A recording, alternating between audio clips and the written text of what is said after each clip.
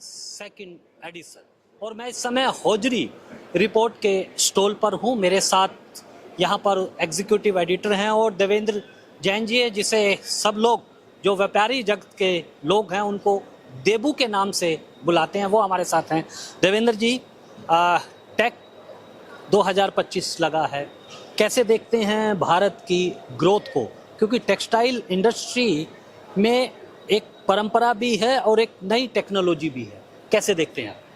देखिए, आज मेरा भारत टेक्स के अंदर आना हुआ और जब मैं यहाँ पर आया तो इतने शानदार और इतने भव्य मैंने यहाँ पे स्टॉल्स देखे और मोदी जी का जो विज़न देखने को मिलता है यहाँ पर, तो वो मुझे कहीं और देखने को मिला नहीं। लेटेस्ट टेक्नोलॉजी जो हमारे इंडिया में आज डेवलप हो रही है वो मैंने यहाँ पर आके देखी और मेरे को आज यहाँ पर होजरी रिपोर्ट जो हमारी पत्रिका है, इन्होंने मुझे आमंत्रित किया था और मैं बड़ा धन्यवाद करना चाहता हूँ होजरी रिपोर्ट का। और भारत टेक्स के अंदर आके बहुत सुंदर लगा, बहुत बहुत बढ़िया। आपसे मैं जानना चाहूँगा, होजरी रिपोर्ट क्या रिपोर्ट है अगर हम टेक्सटाइल इंडस्ट्री की बात करें और भारत की मैन्युफैक्चरिंग सेक्टर की बात? जी, पहले तो मैं आपका धन्यवाद कहूँगा कि यहाँ पे इंटरव्यू हमारा ले रहे हैं और देवू जी का भी कि वे यहाँ पर धारे।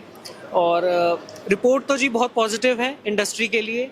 भारत टेक अब जो बन गया है इंडिया का लार्जेस्ट ग्लोबल टेक्सटाइल इवेंट है और इस बार सबसे अच्छी बात है कि इसके अंदर डाई कैम, जो कि हमारे डाइज और केमिकल्स हैं, और जो टेक्सटाइल मशीनरी है उनका भी समावेश इसी के अंदर कर दिया गया है।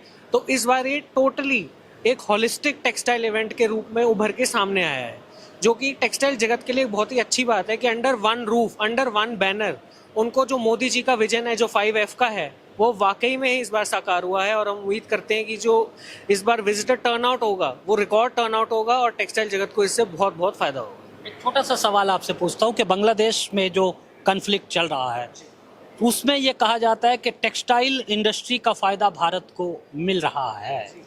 किस तरह की संभावनाएं आप देख रहे हैं कि जो बांग्लादेश में जो हुआ है उसके बाद भारत को उसका फायदा हुआ है? जी, अभी ये सुनने में तो आया है कि जो बांग्लादेश के अंदर पॉलिटिकल अनरेस्ट हुआ है उसकी वजह से काफ़ी जो इंटरनेशनल प्लेयर्स हैं वो भारत का रुख कर रहे हैं अपनी सप्लाई चेन को मीट अप करने के लिए।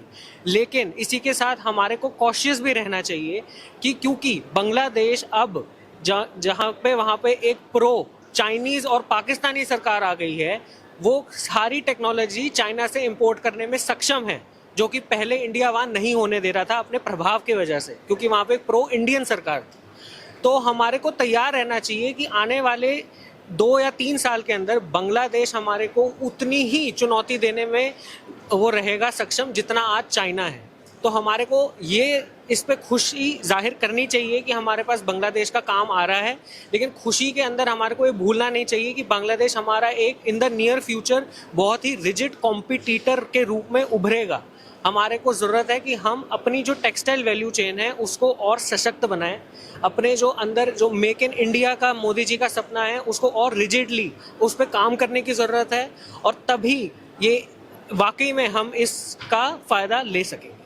देवेंद्र जी, आपसे मैं होजरी को लेकर बात करूंगा कि होजरी सेक्टर को लेकर क्या संभावनाएं आप देख रहे हैं? आर्टिफिशियल इंटेलिजेंस भी अब आ रहा है और हमने देखा कि किस तरह से भारत डिजिटल जो टेक्नोलॉजी है, डिजिटल पेंटिंग है, उसमें भी भारत तेजी से आगे बढ़ रहा है। देखिए, अगर मैं लिंगरी की बात करूं तो आज संपूर्ण विश्व का जो है वो केवल 5, 6, 7% ही हम लोग उत्पादन कर पा रहे हैं और इसका जो सारा प्रोडक्शन है वो सारी बांग्लादेश से आ रही है।